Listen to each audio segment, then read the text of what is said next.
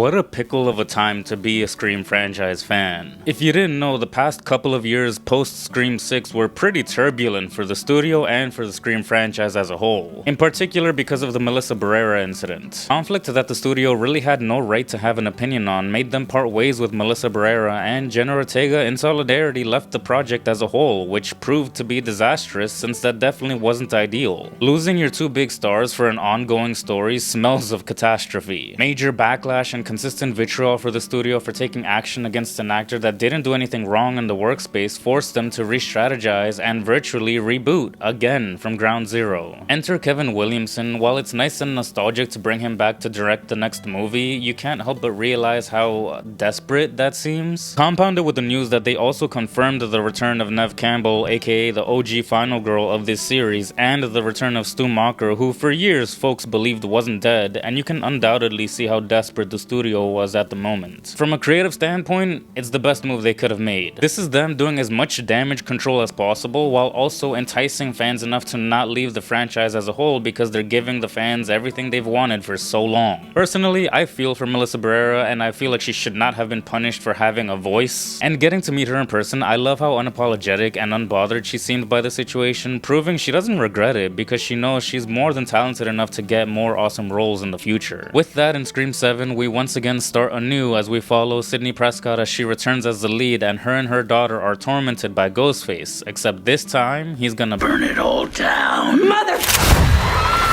So her and some old and new faces work together to once again uncover who this Ghostface is before it's too late. Addressing the elephant in the room, the way they were able to get around the Carpenter sisters storyline is literally the only way they could have without it being too messy, which was to just literally ignore it, and that's exactly what they did. It reduced that thread to an incident rather than being part of the main story. Trying to tether everything together and coming up with an explanation as to why the Carpenter sisters aren't around anymore would have just made it too complicated and messy. Shame that storyline was getting so interesting though, and I would have loved to see what that culminated into. But nevertheless, I can't deny seeing Neve Campbell return as Sidney Prescott made me elated, and just seeing her interact with Gale again was so comforting to watch. It's crazy how she was able to slip right back into the role so easily and was very much delivering a solid performance. And thank God they didn't go with the Halloween 2018 super soldier route with her. Her dynamic with her daughter really worked and was very believable. If the mother-daughter shtick didn't click, then this movie would have crumbled so much more. Despite the situation, there's plenty of time to feel the connection between the two, and that's arguably the crux of this story. It's hands down the best part of the film. It was handled in such a tender and compelling fashion. Also, I thought the exploration of survivor versus victim was good stuff. Tatum struggling with relationships and expectations just because she's Sidney Prescott's daughter was really riveting. The line about she should have more grit since it's in her blood was infuriating, as lineage shouldn't factor into who you are, but often in the real world it unfortunately does. I'll also say, for a Scream film, which these movies are known for being pretty light on the gore and effects, this one was surprisingly gnarly. Besides the infamous Drew Barrymore tree kill, we only started seeing the freakier side of Ghostface in the last two movies. I really did like that Dylan Minnette kill. Some of the references to other films were great. I really loved the homage to one of my favorite shots of all time, which is the Halloween 78 version where you can just barely see Michael as his mask is floating in the darkness behind Laurie. God, I love that shot. I like that at one point they were screening TCM. That was sick. Unfortunately though, that's about as good as it got. Yeah, I don't know if it's the sour taste of the surroundings of the behind the scenes of the film, or the fact that the meta commentary in this entry is the poorest in the franchise, or that the amount of nostalgia bait was too overwhelming that made this movie among the worst of the series. If you really think about it, compared to the other heavy hitter franchises, Scream is easily one of the most consistent and quality franchises. None of the other Scream movies match the original, of course, but the rest range from pretty decent to good. Personally, Scream 2 is the worst for me just because it's so boring, and even though Scream 3 is stupider, at least it's so ridiculous that it is entertaining. I'm gonna have to sit with it for a little bit longer, but Scream 7 is looking to be my least favorite of the franchise, and dare I say, it's the first to be straight up bad. Kevin Williamson is a legend, and his work played a major role in reworking the writing landscape for films. But that's exactly the point. He's amazing at writing, not so much directing. Yes, there's good carnage to gawk at, that, but the vibes of the movie are just off. It plays almost like a sci-fi original. The flow of things were incomprehensible as well. It sucks that aside from Sid and Tatum, no other character is necessary, and that includes Gale and certainly Jasmine and Mason. I really love Jasmine Savoy Brown and Mason Gooding. They're a great pair and they are truly hilarious, but they had nothing to do in this movie. Stab and a slice, and that's as much as they contributed. That bar scene was totally pointless. McKenna Grace is such a funny actor to me simply because she's one of those actors that as soon as she's on screen, she pulls your attention and she gives off important character energy. But it's the second time in a 12-month space where she has such a limited amount of screen time in a big movie. She did it in FNAF 2 and now here, and she keeps getting roles, which is great because she's good, but I wish she had more screen time in these bigger movies. Especially in this movie where the new set of friends are painfully dull and uninspired. I was aghast that an entry in this franchise would have such lame and forgettable side characters. In a Scream story, it's paramount to make every side character intriguing and feel real because it's not only allowing for the audience to actually consider them a suspect, but it's also a general strength of this series. Because it's one of the few horror franchises that make you actually like the side characters. They don't just feel like fodder even if that's still what they are. Perfect example, and I'm biased because I'm a huge Peyton Panettiere fan, but I wish Kirby was in this story, and she was a side character from like 3 movies ago. The fact that these characters were literally nicknamed Nice Girl and Creepy Kid tells you everything you need to know about them. Anna Camp, I just remember her from the last season of You, which was one of the most mid-seasons in the series, so that's not saying much. On one hand, I appreciate the reality that Gale had nerve damage from her fight in New York, but the audacity to even suggest that Sydney might think that Gale is a suspect at this stage in the game is insane. Scream would never do something so stupid as to make an OG member become the killer. That's absurd and stupid and should never be done.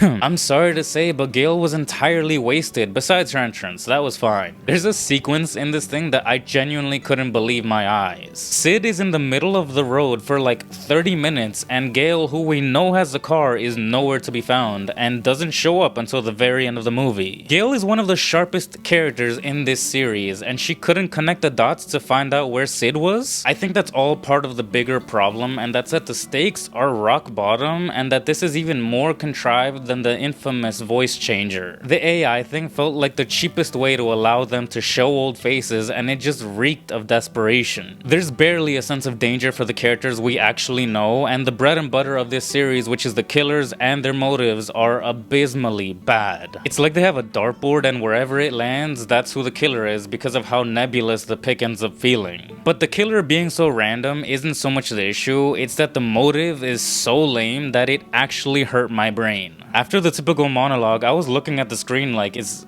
that it? I'm still so confused. Can you repeat that one more time? Why are you doing this again? It's easily the worst motive in the series. And ultimately, it comes off feeling like fan fiction or like a filler episode in a TV show. This is the consequences of not having your casts back, I guess. Scream 8 is confirmed, but I genuinely have no idea where this story can go from here. But that's it for me. I'd appreciate a thumbs up, subscribe, and sincerely yours, Anthony.